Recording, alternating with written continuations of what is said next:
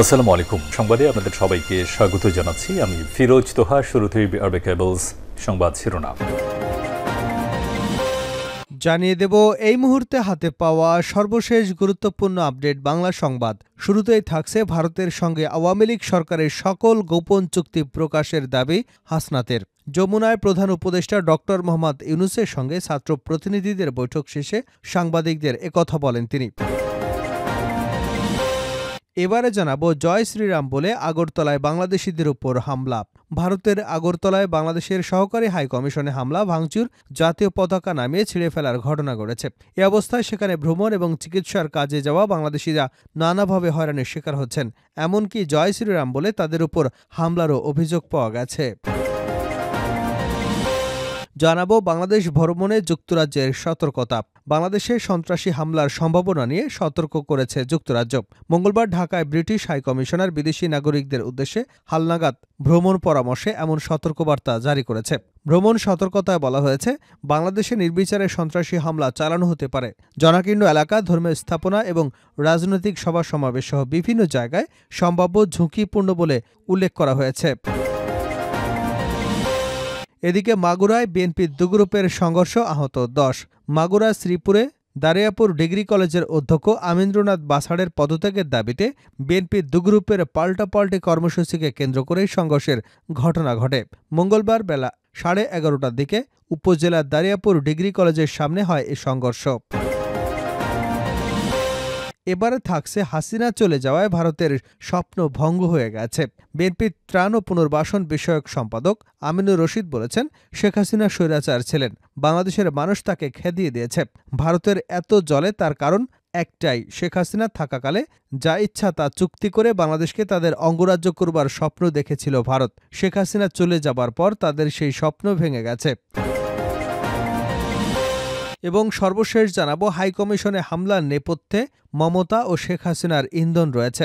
বিএনপির কেন্দ্রীয় কমিটির ভাইস চেয়ারম্যান আব্দুল্লাহ নোমান বলেছেন, ক্ষমতায় থাকা অবস্থায় শেখ হাসিনা ভারতকে বাংলাদেশে তাদের আধিপত্য প্রতিষ্ঠা করতে সহযোগিতা করেছিল, আর এখনও তিনি ভারতে আশ্রিত হয়ে বাংলাদেশের সার্বভৌমত্ব বিরোধী চক্রান্তে লিপ্ত রয়েছেন। আগরতলায় বাংলাদেশের পতাকায় অগ্নিসংযোগ, বাংলাদেশ হাইকমিশনে হামলার ঘটনায় মমতা ও শেখ হাসিনার ইন্ধন রয়েছে। দেশ বিরোধী এবং দেশের স্বাধীনতা ও সার্বভৌমত্ব বিরোধী ষড়যন্ত্র চলছে। সবাইকে সতর্ক থাকার আহ্বান জানিয়েছেন তিনি। এতক্ষণ শিরোনাম শুনছিলেন, এবার বিস্তারিত। প্রিয় দর্শক, আপনি যদি এই চ্যানেলে নতুন হয়ে থাকেন, ভিডিওটি দেখতে দেখতে চ্যানেলটি সাবস্ক্রাইব করে আমাদের সঙ্গে থাকুন। আর এই ভিডিও সম্পর্কে আপনি আপনার মূল্যবান মতামতটি কমেন্ট বক্সে জানিয়ে দিন। আর হ্যাঁ প্রিয় দর্শক, জানিয়ে দিন ভিডিওটি কোথা থেকে দেখছেন। ভারতের সঙ্গে আওয়ামী লীগ সরকারের সব গোপন চুক্তি প্রকাশের দাবি জানিয়েছেন বৈষম্য বিরোধী ছাত্র আন্দোলনের আহ্বায়ক হাসনাত আব্দুল্লাহ। মঙ্গলবার যমুনায় প্রধান উপদেষ্টা ডক্টর মোহাম্মদ ইউনূসের সঙ্গে ছাত্র প্রতিনিধিদের বৈঠক শেষে সাংবাদিকদের একথা বলেন তিনি। বৈঠকের বিষয়ে তিনি বলেন, গতকাল যে হামলাটি হয়েছে এবং রিসেন্ট যে সাম্প্রদায়িক ইস্যু বিশ্বের কাছে তুলে ধরা হচ্ছে যে বাংলাদেশে সংখ্যালঘুরা অনিরাপদ আছে, দ্রব্যমূল্যের ঊর্ধ্বগতি সহ বিভিন্ন ইস্যু নিয়ে কথা হয়েছে। সিন্ডিকেটের কারণে দ্রব্যমূল্যের ঊর্ধ্বগতিতে মানুষের সাধারণ জীবন ব্যাহত হচ্ছে। মানুষের সংখ্যা আমরা প্রধান উপদেষ্টাকে জানিয়েছি। তিস্তার পানি ন্যায্য বন্টন নিয়ে আলোচনা করতে বলেছি। বাংলাদেশের প্রত্যেকের সাম্য এবং মানবিক মর্যাদার ভিত্তিতে জীবনযাপন করছে, এটি আরও প্রচার কিভাবে করা যায় সে বিষয়ে কথা হয়েছে। তিনি আরও বলেন, সীমান্ত হত্যা কিভাবে বন্ধ করা যায় এবং বিচার নিশ্চিত করা যায় সে বিষয়ে কথা হয়েছে। ভারতের সঙ্গে আওয়ামী লীগ সরকারের করা গোপন চুক্তিগুলো প্রকাশ করবার বিষয়ে কথা বলেছি। হাসনাত বলেন, যারা ষড়যন্ত্র করছে তাদের স্পষ্ট করে বলতে চাই, সার্বভৌমত্বের প্রশ্নে, অখণ্ডতার প্রশ্নে সব ধর্মের সবাই মিলে একসঙ্গে লড়াই করব। তিনি বলেন, সংখ্যালঘু ট্রাম্প কার্ড ব্যবহার করে আওয়ামী লীগ বোঝাতে চেয়েছে আওয়ামী লীগ যতদিন ছিল ততদিন তারা নিরাপদ ছিল। আমরা ভারতকে বলতে চাই, ভারত সংখ্যালঘুদের যে নির্যাতন করছে তা উদাহরণ হিসেবে দেওয়া যায়। ভারতকে উদ্দেশ্য করে হাসনাত বলেন, আপনারা আওয়ামী লীগের দৃষ্টিতে না দেখে জনগণের দৃষ্টিতে দেখে সরকারের সঙ্গে ন্যায্যতা এবং সমতার ভিত্তিতে সম্পর্ক বজায় রাখুন। 5ই আগস্টের আগে যে একতা তৈরি হয়েছে তা এখনও ভাঙেনি উল্লেখ করে হাসনাত বলেন, জগন্নাথ হলের শিক্ষার্থীরা মিছিল করেছেন। তারা বলেছেন, এদেশে কোনো সাম্প্রদায়িক দাঙ্গা নেই, সকল ধর্মের সকল জাতের লোকজন মিলেমিশে এদেশে একতাবদ্ধ আছে। জয় শ্রীরাম বলে আগরতলায় বাংলাদেশিদের উপর হামলা। ভারতের আগরতলায় বাংলাদেশের সহকারী হাইকমিশনের হামলা, ভাঙচুর এবং জাতীয় পতাকা নামিয়ে ছিঁড়ে ফেলার ঘটনা ঘটেছে। এ অবস্থায় সেখানে ভ্রমণ এবং চিকিৎসার কাজে যাওয়া বাংলাদেশিরা নানাভাবে হয়রানির শিকার হচ্ছেন। এমনকি জয় শ্রীরাম বলে তাদের উপর হামলারও অভিযোগ পাওয়া গেছে। সোমবার এবং মঙ্গলবার সেখানে হামলা এবং হয়রানির শিকার ব্যক্তিরা গণমাধ্যমের কাছে এসব অভিযোগ তুলে ধরেছেন। মুজিবুর রহমান নামে বাংলাদেশের নারায়ণগঞ্জের এক ব্যবসায়ী বলেন, একটি মেলায় অংশগ্রহণের জন্য সোমবার ভারতের ত্রিপুরায় গিয়ে একটি আবাসিক হোটেলে উঠি। রাত 12টার দিকে একদল লোক, সেখানকার পুলিশ এসে আমাকে হোটেল থেকে বের করে দেয়। পরে জয় শ্রীরাম বলে হামলা করে এবং আমার সঙ্গে থাকা বেশ কয়েকটি জামদানি শাড়ি ছিঁড়ে ফেলে। এরপর অনেকটা অরক্ষিত অবস্থায় খোলা আকাশের নিচে রাত কাটিয়ে মঙ্গলবার নিজের দেশে ফিরে আসে। অভিযোগ করে তিনি আরও বলেন, গত ৩০ বছর ধরে আমি ভারতে যাওয়া আসা করি, কিন্তু এবারের পরিস্থিতি খুবই খারাপ। ওই দেশের মানুষজন রাস্তায় আমাদের দেখলেই মারধর করছে। অটো চালক থেকে রিকশা চালক সবাই আমাদের মারতে আসছে। ত্রিপুরা থেকে ফিরছেন কুমিল্লা লাকসাম উপজেলার বাসিন্দা ফরিদ মিয়া। নিজের অভিজ্ঞতার কথা তুলে ধরে তিনি বলেন, সোমবার আখাউড়া স্থলবন্দর হয়ে আগরতলাতে গিয়েছিলাম, কিন্তু সেখানে গিয়ে বিপাকে পড়তে হয়। বাংলাদেশি এবং মুসলিম হওয়ায় ভাড়া নেওয়ায় ১ ঘণ্টা পরে আমাকে হোটেল থেকে বের করে দেয় কর্তৃপক্ষ। ফরিদ মিয়া নামের আরও একজন বলেন, হোটেল থেকে বের করে দেওয়ার পর আমি টাকা ফেরত চাই, কিন্তু তারা আমাকে টাকাও ফেরত দেয়নি। পরে বাধ্য হয়ে শহর থেকে ৮০ কিলোমিটার দূরে এক আত্মীয়র বাড়িতে গিয়ে রাত কাটিয়ে সকালে দেশে ফেরার জন্য চেকপোস্ট দিয়ে রওনা হই। সেখানে এসে দেখি বিভিন্ন স্থানে বাংলাদেশ বিরোধী বিক্ষোভ হচ্ছে। বলা হচ্ছে বাংলাদেশি ডক্টর ইউনূসের লোক পেলেই পেটাবে তারা। সারাদিনের চেষ্টার পর বিকেলে দেশে ফিরতে পেরে মনে হচ্ছে প্রাণে বেঁচে ফিরেছি। তিনি বলেন, নতুন করে যেন কেউ আর সেখানে না যায়, কারণ যারা গেছেন তারা আসতেই হয়রানির শিকার হচ্ছেন। বাংলাদেশ ভ্রমণে যুক্তরাজ্যের সতর্কতা। বাংলাদেশে সন্ত্রাসী হামলার সম্ভাবনা নিয়ে সতর্ক করেছে যুক্তরাজ্য। মঙ্গলবার ঢাকায় ব্রিটিশ হাইকমিশন বিদেশি নাগরিকদের উদ্দেশ্যে হালনাগাদ ভ্রমণ পরামর্শে এই সতর্ক বার্তা দেয়। ভ্রমণ বার্তায় বলা হয়েছে, বাংলাদেশে নির্বিচার সন্ত্রাসী হামলা চালানো হতে পারে। জনাকীর্ণ এলাকা, ধর্মীয় স্থাপনা এবং রাজনৈতিক সভা সমাবেশ সহ বিভিন্ন জায়গায় সম্ভাব্য ঝুঁকিপূর্ণ বলে উল্লেখ করা হয়েছে।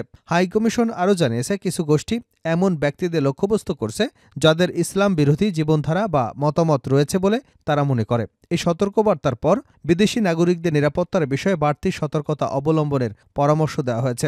এছাড়া হাইকমিশন আরও বলছে, মাঝে মাঝে সংখ্যালঘু ধর্মীয় গোষ্ঠীর বিরুদ্ধে হামলা চালানো হয়েছে এবং পুলিশ ও নিরাপত্তা বাহিনী হামলা লক্ষ্য করেছে। এসব হামলায় বিশেষ করে প্রধান শহরগুলোতে বিস্ফোরক ব্যবহার করা হয়েছে। তবে বাংলাদেশি কর্তৃপক্ষ এ ধরনের পরিকল্পিত হামলা প্রতিরোধে কাজ করছে।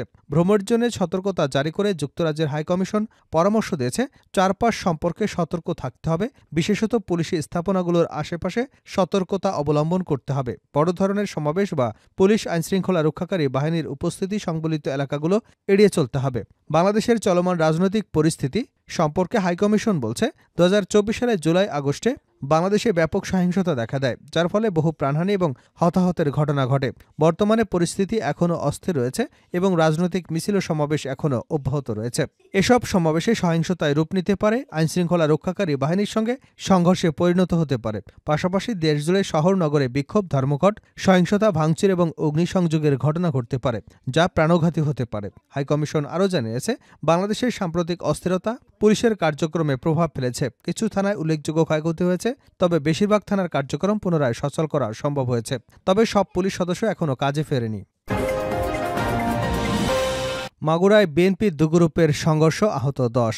মাগুরা শ্রীপুরে দারিয়াপুর ডিগ্রি কলেজের অধ্যক্ষ আমেন্দ্রনাথ বাছাড়ের পদত্যাগের দাবিতে বিএনপির দু গ্রুপের পাল্টাপাল্টি কর্মসূচিকে কেন্দ্র করে সংঘর্ষের ঘটনা ঘটেছে। মঙ্গলবার বেলা 11:30টার দিকে উপজেলার দারিয়াপুর ডিগ্রি কলেজের সামনে সংঘর্ষ হয়। স্থানীয় সূত্র জানায়, দারিয়াপুর ইউনিয়ন বিএনপির সভাপতি রফিকুল ইসলাম প্রদীপ এবং উপজেলা স্বেচ্ছাসেবক দলের যুগ্ম আহ্বায়ক জিলুর রহমান বিশ্বাসের সমর্থকদের মধ্যে এ সংঘর্ষের ঘটনা ঘটে। পুলিশ এবং স্থানীয় সূত্র জানায়, দারিয়াপুর এলাকার সর্বস্তরের জনগণের ব্যানারে দারিয়াপুর ডিগ্রি কলেজের অধ্যক্ষ আমেন্দ্রনাথ বাছাড়ের অপসারণ এবং পদত্যাগের দাবিতে মঙ্গলবার সকালে কর্মসূচি দেয় একটি পক্ষ।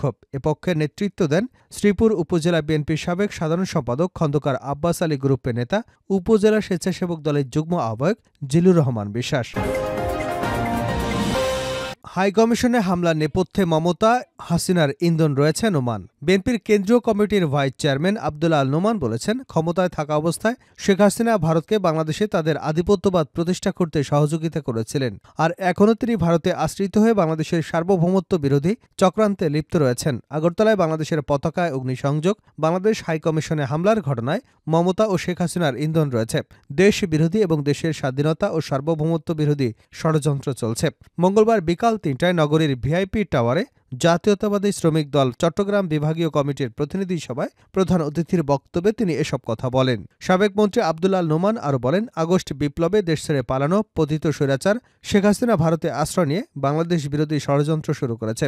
মমতা ব্যানার্জি বাংলাদেশের সম্পর্কে দেওয়া ঔদ্ধত্যপূর্ণ বক্তব্যে শেখ হাসিনা দেশবিরোধী চক্রান্তে যোগসূত্র আছে।